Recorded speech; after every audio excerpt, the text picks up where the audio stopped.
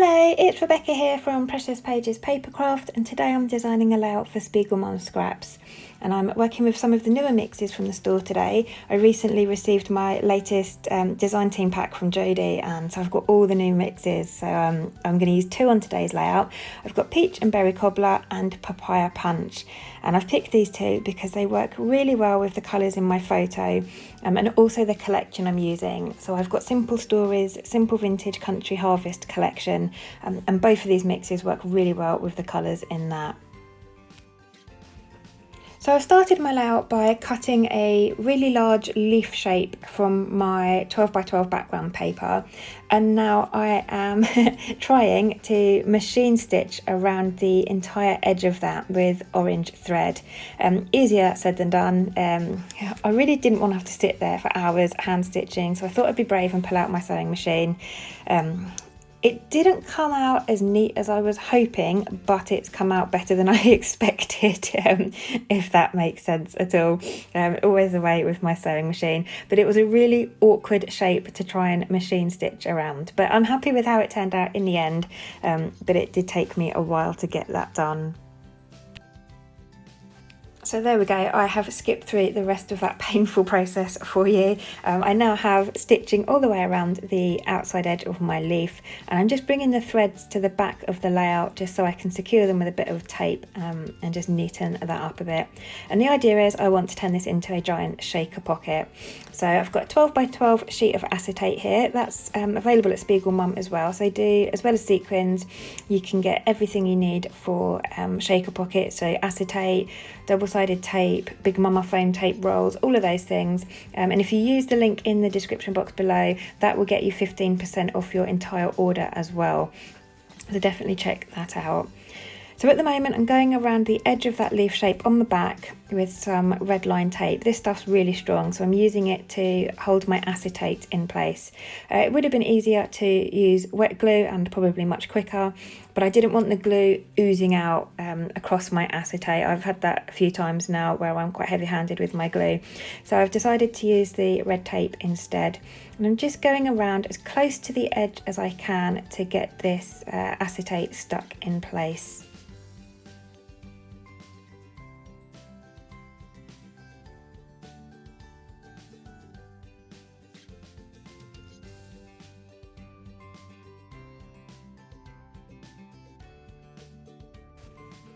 So there we go, that's stuck down now, and I'm just going to trim off some of the excess. I'm not going to go too mad, but I didn't get it down perfectly in line with my 12 by 12 cardstock, so just trimmed a few edges off. Then I'm just using a little tiny bit of quick dry tacky glue just to stick those three kind of pointy bits down. And now I'm going to work on creating the actual pocket for my sequins to sit in. So this is the Big Mama foam tape roll. This stuff is absolutely perfect for shaker pockets. It's adhesive on both sides. You just peel back the paper on the top layer of it, and it's really easy to kind of bend and mould. My leaves are quite the leaf edges are quite pointy, so it was easier for me on this one to kind of cut it rather than try and mould it around the entire thing. But you can see some of the bits do go a bit curved. So I'm just going around getting this stuck. I'm trying to get it as close to the leaf edge as I can because this is going to house my sequins. So I want them to be contained behind that leaf shape and not behind the white cardstock. So I've tried to keep my pocket as contained as I can. And I want to back it with this piece of pattern paper I've got from the collection. I only have one sheet of it, and this is all I have left. And it is literally just big enough by the skin of my teeth, but it's really important that when I go to stick it down I get it right because it is only just big enough. So I'm using the sort of negative part or positive part, however you look at it, of the cut file, and I've stuck it to the back of that paper so that when it comes to sticking it down I can just line it up with that shape a little bit easier. Well, that's my hope anyway. So now I'm just going to take some time to peel back the sticky parts on the back of that Big Mama foam tape roll, and then I can get my sequins added. So this is the fun part of creating a shaker pocket for me. I love the satisfaction of just pouring the sequins in. I've gone in with the peach and berry cobbler first, and that mix works really well with the colours in my photo. And then I've come in with papaya punch, which works really well with the patterned paper I'm backing that aperture with. The colours are just perfect, the oranges and the greens.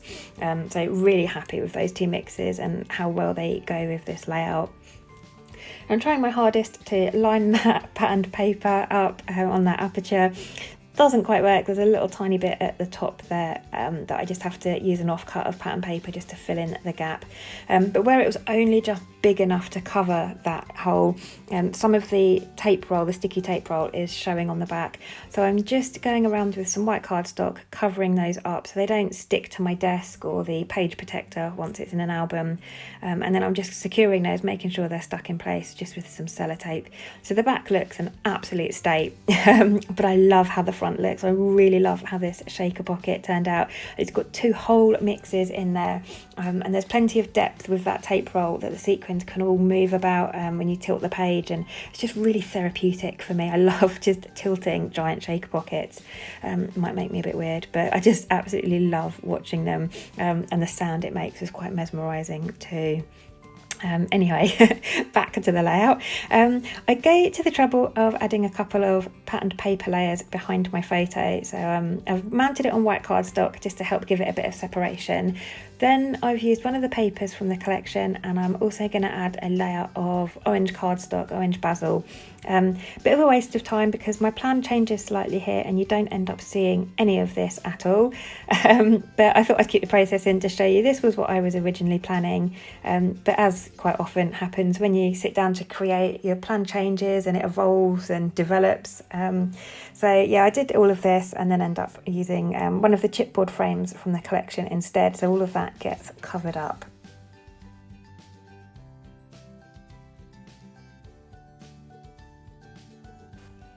I'm just having a quick flick through the collection to see if there are any elements I can fussy cut to use to embellish the page, and I found one of the cut apart sections on that 3x4 sheet. It's got this lovely little bit, it's like a leaf sprig, and it's got a little ticket and a heart on it, and I thought that was really pretty, so I'm going to cut that out and use that to embellish the page. So my little boy's got my harvest wreath around his neck. It was hanging quite nicely on the backdrop for the photo sheet, but he decided to take it down and be silly with it. So I've got a lot of photos of him with it on his head like a halo and around his neck and poking faces through it. So I wanted to get some more leaves on this layout, so that I thought was really pretty. Going to have that to the left. I do end up covering a lot of it up in a minute, but that's just kind of what happens, isn't it? When you start embellishing things, a lot of things get covered up. But this is where I decide I want to use one of those chipboard frames. So it says Hello Fall, which I thought was perfect, and it's got some lovely little flowers and butterflies and a doily. So I've decided to use that, and this is where all those paper layers get covered up.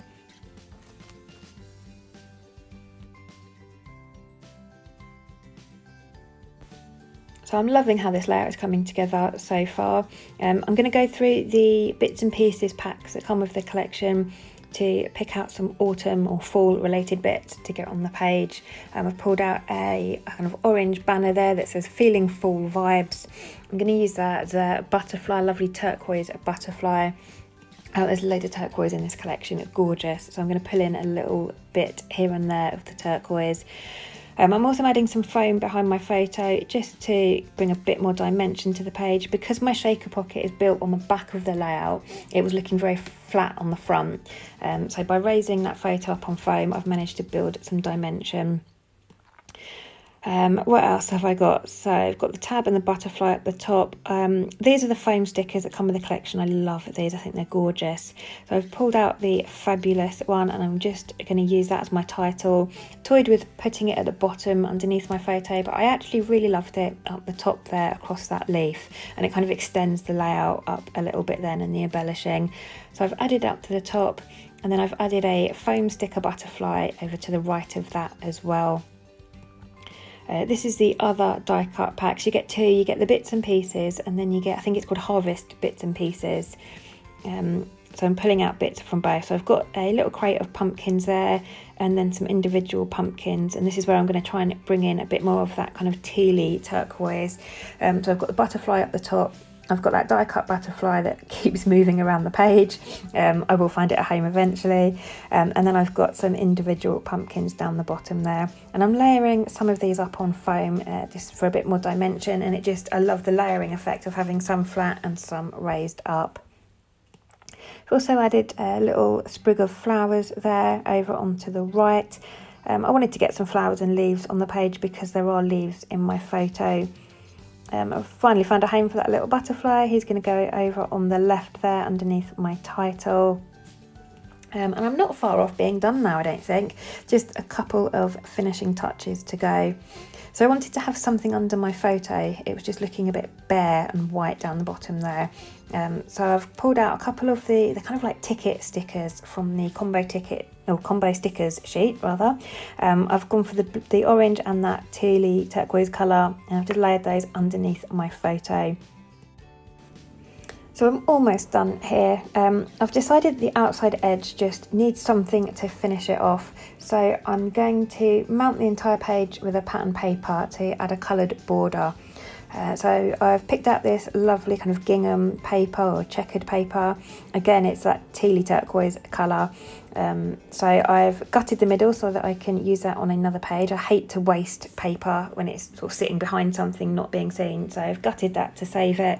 And then I'm trimming my layout down by 1/4 of an inch on all 4 sides so that I can keep my design central.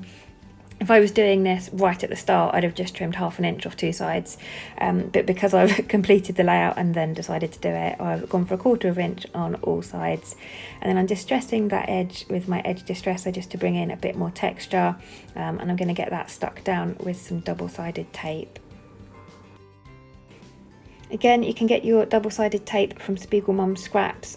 Don't forget, I'll pop a link in the description box for you that will save you 15%. I think there's various widths as well you can get, and also that red line tape. So all things needed for shaker pockets and all like adhesive needs and things you can get from SpiegelMom as well. So I've got that in place now. I am going to stitch around that outside edge as well with the same orange thread. It just felt like it needed something else still. Never happy, am I? So I'm just running this through my sewing machine and just doing a straight running stitch all the way around the outside edge.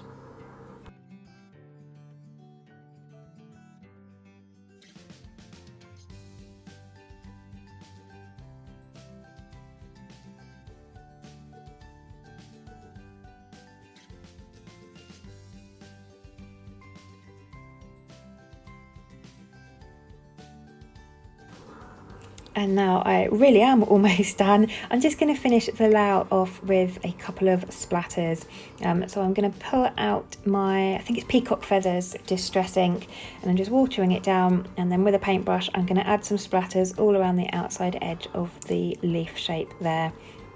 And that will be me finished. So thank you very much for joining me today. I hope it's given you some inspiration. I love that I've managed to get 2 whole packets of sequins in my shaker pocket. That's a first for me. Like I said, there will be a link in the description box below to the SpiegelMom store with your discount. I'll also pop a link to the Spread the Sparkle Facebook group. If you're not already a member, do head on over and join. But thanks again for joining me. I hope you've enjoyed the layout. I'll leave you with some close-ups, and I will see you next time.